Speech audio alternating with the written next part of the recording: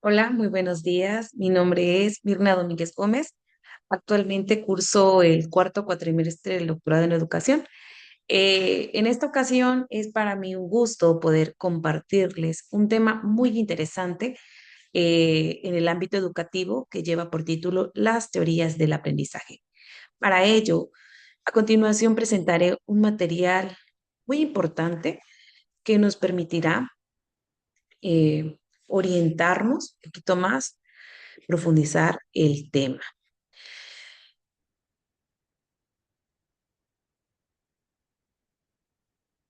Primeramente, yo considero que hablar acerca de educación es algo sumamente importante, puesto que en la actualidad como docentes enfrentamos nuevos retos, al igual que nuestros estudiantes. Cada estudiante aprende de manera diferente.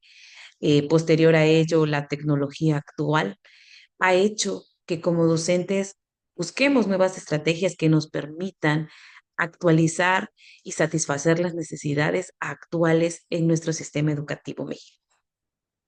Primeramente, quiero compartirles esta frase que en lo personal me gusta mucho, que es una frase de Nelson Mandela, que dice que la educación es el arma más poderosa para poder cambiar al mundo. Considero que así lo es. Por ende, hablar de educación es muy importante. Primeramente, para iniciar, definamos qué es una teoría del aprendizaje. Las teorías del aprendizaje son modelos conceptuales que intentan explicar cómo ocurre el proceso de aprendizaje en los seres humanos. Estas teorías se basan en investigaciones y observaciones de cómo las personas aprenden y procesan información. Sabemos que a lo largo de la historia muchos autores se han preocupado y se han preguntado, ¿cómo es que aprende el ser humano? Entre ellos tenemos eh, a algunos como a Skinner, a Pavlov, a Ausubel, a Piaget, a Vygotsky, que son algunos de los autores que intentan descubrir cómo es que el ser humano aprende. En la actualidad sabemos que para entender esa parte se requiere de muchas ciencias, desde la parte psicológica, neuropsicológica, etcétera. Entonces, basándonos en esta primera pregunta, que es ¿cómo se aprende? Vamos a analizar. Eh, Hay tres teorías muy importantes. En este caso tenemos la teoría conductista, la teoría cognitiva y el constructivismo. Sabemos que el ser humano aprende desde que nace hasta que muere, a lo largo de nuestra vida.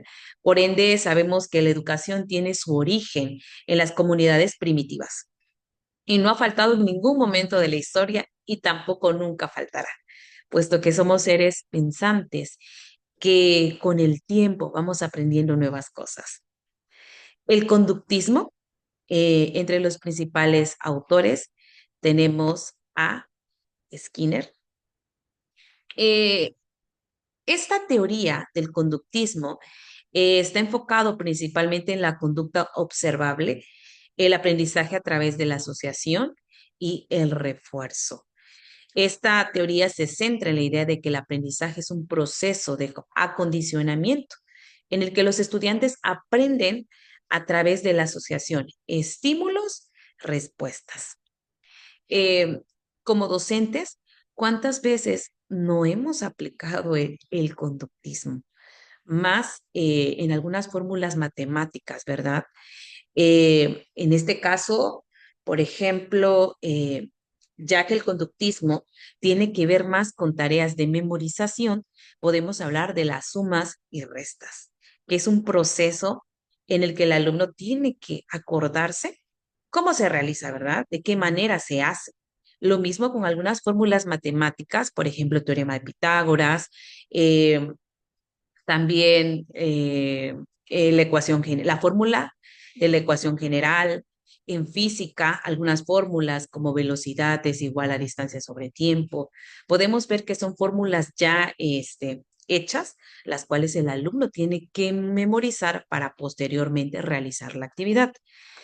Tenemos una segunda teoría, que en este caso es la cognitiva. Esta nos dice que el aprendizaje es un proceso, más bien un procesamiento de información, en el que los estudiantes construyen significado a través de la interpretación de la información. Ejemplos: explica aprendizajes como la comprensión lectora, la expresión escrita o la resolución razonada de problemas. Está enfocado principalmente en los procesos mentales de aprendizaje a través de la interpretación y la construcción del significado. En este caso, podemos verlo o aplicarlo, ¿verdad?, en la solución de problemas o bien el procedimiento, los análisis del texto, todo aquello que requiera un razonamiento del alumno para poder resolver las actividades. Tenemos una tercera teoría, que en este caso es la conductista. La teoría conductista podemos encontrar autores muy importantes como Piaget, Vygotsky y también Ausubel con el aprendizaje significativo. Esta teoría se centra principalmente en el aprendizaje, la construcción de un significado por parte del estudiante, en el que los estudiantes crean su propia comprensión del mundo a través de la experiencia y la interacción. Hay unos principios básicos en el constructivismo. Podemos encontrar, por ejemplo, a la hora de que el maestro de las instrucciones hacer énfasis en el contexto y en el control por parte de los estudiantes, potenciar habilidades en el estudiante que le permitan ir más allá de la información presentada. El constructivismo podemos ver que se basa más en la solución de problemas, es decir, en el que el alumno diseñe y construya su conocimiento. Eh, Hay varias teorías, pero que tratan de explicar cómo es que el ser humano aprende, pero una forma de explicarlo también es mediante la taxonomía de Bloom, que está integrada por 6 aspectos muy importantes. Número 1, recordar, es decir, lo que el alumno ya sabe. Número 2, comprender. Número 3, aplicar. Número 4, analizar. Número 5, evaluar, que es una parte muy importante en donde el alumno se cuestiona a sí mismo, ¿verdad? Hace una evaluación de lo que sabe, de lo que ha aprendido y finalmente crear. Sabemos que en la actualidad nuestro sistema educativo mexicano se encuentra vigente con el Plan y Programas de Estudio 2022, que es la nueva escuela mexicana. Sabemos que antes de este plan de estudios existieron otros, por ejemplo, el 2011, el plan 2017, el de aprendizajes claves. Cada uno de estos planes de estudio traían algunas características únicas. Por lo tanto, también las competencias han ido cambiando, ¿verdad? En un tiempo fue el aprendizaje basado en competencias, un aprendizaje también para toda la vida. En la actualidad sabemos que la competencia que se pretende desarrollar en el alumno, ¿verdad? Que estamos basado en proyectos. Pero ¿por qué? ¿Por qué todos estos cambios? Sabemos que el mundo, como lo mencionaba en un inicio, va cambiando con el paso del tiempo. Por lo tanto, también las ofertas laborales son muy distintas. Tal vez requieran de más tecnología, requieran de nuevos conocimientos, lo cual ha hecho que también nuestro sistema educativo busque cambiar algunas cuestiones que permita que nuestros estudiantes sean más competitivos y que puedan tener grandes aportes a nuestra sociedad.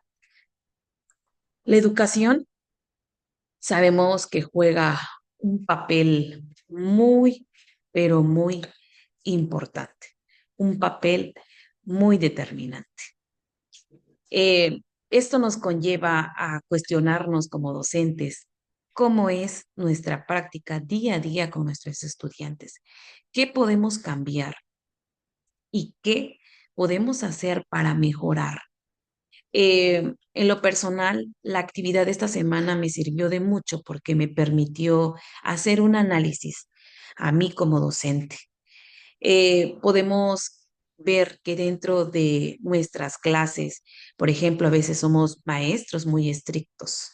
¿Es bueno? Por supuesto que sí, pero considero que hay muchas cosas importantes que tenemos que tomar en cuenta para que nuestros alumnos puedan sentirse cómodos y dentro del aula escolar pueda desarrollarse un ambiente agradable de trabajo.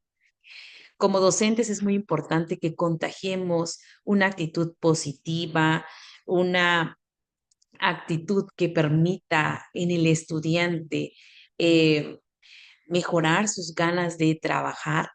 Como docentes, yo considero que debemos de ser un poquito más didácticos, por supuesto que sí. También mayor disposición para poder apoyar a nuestros alumnos.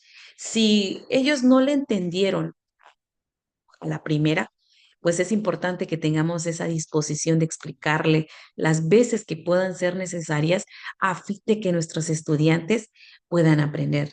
Recordemos que ellos son el presente de nuestro país y al mismo tiempo el futuro de nuestro país. Y con esto me lleva a cuestionarme, ¿qué alumnos quiero crear como docente? ¿Y qué tengo que hacer como docente para seguir mejorando, lo cual me permita mejorar mi práctica educativa y poder ser y aportar buenas cosas a mis estudiantes? Hay una frase que me gustó mucho que quiero compartirles, que dice, los buenos maestros son aquellos que enseñan de manera que los estudiantes aprendan a pensar y no solo a memorizar. En el papel de la educación, es muy importante que nuestros estudiantes puedan desarrollar ese pensamiento crítico en la toma de decisiones día a día. Realmente la escuela está para crear jóvenes, jóvenes primeramente desde mi punto de vista, felices, que en un futuro puedan trabajar o independientemente de lo que se dediquen, lo puedan hacer con la mayor ímpetu. También crear jóvenes, como lo habíamos dicho anteriormente, con grandes aportaciones a la sociedad. Jóvenes llenos de valores, ¿sí? Que puedan ser buenas personas entre todos los miembros de la sociedad. Por ello, como docentes, nos queda esa reflexión de cómo debemos de ser tal vez un poquito más flexibles, más empáticos, más pacientes con nuestros alumnos, a fin de forjar en ellos una educación de calidad. Parafraseando la frase que viene al final del expresidente de Estados Unidos, Barack Obama, eh, es más que cierto, no podemos cambiar al mundo, pero sí podemos cambiar nosotros mismos. Entonces, nuestros estudiantes, no podemos cambiar a sus papás, a las personas que viven dentro de su contexto, de su comunidad, pero sí podemos forjar en ellos nuevos conocimientos que le permitan cuestionarse y decir, quiero ser una mejor persona diaria y un mejor ciudadano. Eh, de antemano les agradezco mucho el tiempo prestado. Muchísimas gracias por haber visto este podcast educativo. Y repito nuevamente la frase, la educación puede cambiar la vida de una persona y la vida de una persona puede cambiar al mundo. Me despido de ustedes. Muchísimas gracias por haber visto este streaming. Espero que haya aportado mucho a ustedes, así como aportó tanto a mí. Muchas gracias.